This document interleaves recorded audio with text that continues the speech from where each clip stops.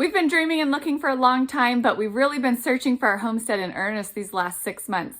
Today I wanted to share with you the 4 non-negotiable items that we have on our list looking for our homestead, and then share some of our wants and other things that we might prefer as well. The first requirement was based on location. I know, because I had to keep my job, and so we wanted to be close enough to town and to schools. So our maximum that we decided is that we want a homestead that's no more than a 20-minute drive from Jeremy's work and the kids' school. Because 20-minute drive, that's normal, nice weather, because it snows and it rains, and sometimes there's tornadoes, so you want to leave a little bit of extra time. And the kids too, they said, we don't want to be in the car forever, so you have to find something that's this close. So that's what we have been looking for. Where does the commute rate on your list of important things? Are you trying to keep your same job, or will a move to the country mean switching things up for employment and schooling? The second term that we've been putting into our search parameters is the house size. Because we have kids. Yurts would be fun. Maybe cabins. Maybe just, make them all sit in a bunkhouse together. We put a minimum of 2,000 square feet for our home. Our current home is 2,800, but we thought that, maybe it's possible that we are willing to downsize a little bit. The square footage for us is more important than the number of rooms because my dad's kind of handy, and so we've built extra bedrooms before, kind of by separating big rooms. But really, we just want to make sure that there is enough space for us and our 6 children and our supplies. So that's our basic list. In terms of the house, on my desirable side, I really would like a farmhouse, like farmhouse aesthetic, or even a modern farmhouse. Doesn't have to be a historic farmhouse, but there's just the part of me that thinks that seems just really attractive. And I'm talking to the baby behind you. And what I would like. Is there anything else about the house that we care about? Given the weather here, we like the idea of a garage. Yeah, a garage is nice for the snow. Have you determined your minimum and maximum house size? I'd like to think we don't need a house that's very big because we'll spend most of our time outside. In reality, there's times of the year that are better to be outside and those that aren't. We want to be comfortable at the times that we're inside our home.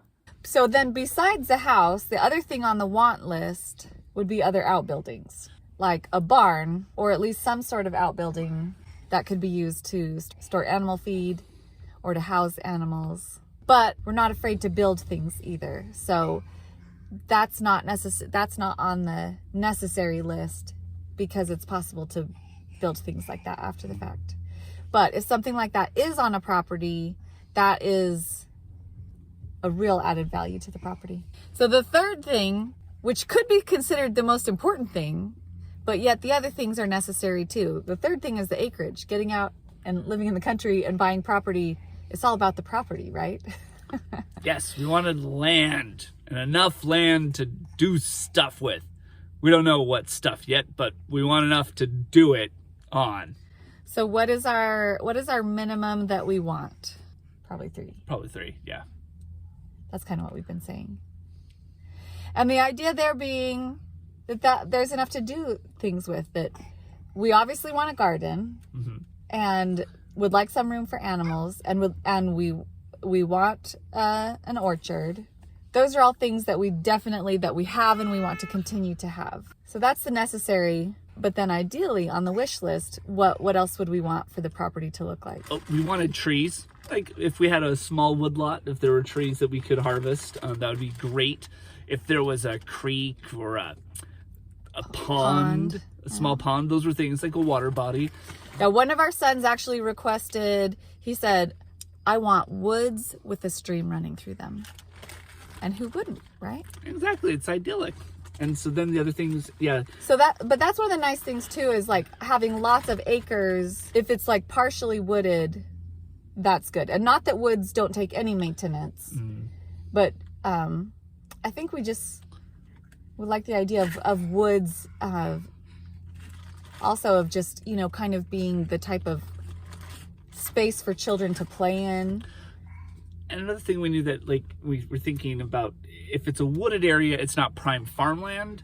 And so then maybe we could find something that's 5 acres out in the country that's not prime farmland. Maybe it's a little too hilly because we're not afraid of terrain. Oh, Yeah. and well drained, not in the floodplain, of course. That's something that we would look for, is something that's not going to flood every year. Don't want to pay for flood insurance.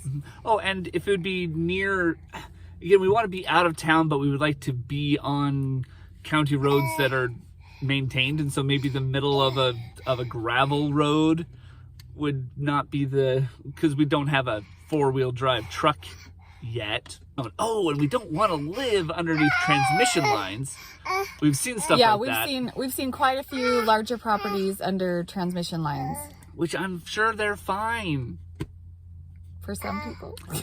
And if we had enough land that they could be far enough away, that'd be great. Do you have a vision of what you hope your land will look like? Which things you're willing to compromise on and which things are no question? Finally, we have our wish list of extras. We've asked the input from all the family members because we want everyone to feel a part of the decision and a part of the move. And so everyone kind of has their own little pet idea of what their favorite thing would be. One son really wants forest with a stream running through it. Another son is really interested in maybe building a go-kart. We're looking for something that would have enough space to have like a dirt bike, go-kart, bicycle kind of track that we could build for the boys, because we have quite a few. We've got a couple teenage boys and quite a few coming up into that. That's an activity, a great outdoor activity for teenage boys that we would like to be part of our homestead. What was that? What was your one wish? I personally would like enough area to build a pistol range. I don't need a 1,000-yard rifle range, but something to practice the craft. And so having somewhere at home to do that. So put up a berm, an earthen berm, or something to use for a backstop, and enough distance from neighbors that it wouldn't be a nuisance and a potential danger to others. Safety first. Oh, one other thing that would be a real bonus would be if there was established gardens or established maple trees or established fruit trees or berry brambles, any sort of established growing space or plants. That would be a bonus too. Fencing would be another bonus that's actually worth a lot of money if it's already there. We did see one just beautiful farm that had all these established beds and had an orchard and had woods with a stream through it, but it was out of our price range. This leads us to our fourth non-negotiable. It's budget. We want to make sure that we don't stretch our budget so far that we won't have any money to spend on trees or animals or infrastructure once we actually get to our homestead. So what do you think? How does your list compare to this? Some things you agree with us, some things you disagree? Let me know in the comments. And subscribe if you want to watch our journey. Hey, baby. If there was a live-in babysitter, that was on our list. Yeah. Anything else that's been on our list? If there was a romantic ruins, a sublime waterfall, maybe a relic of bygone eras that ends just a little bit of gravitas to the entire landscape.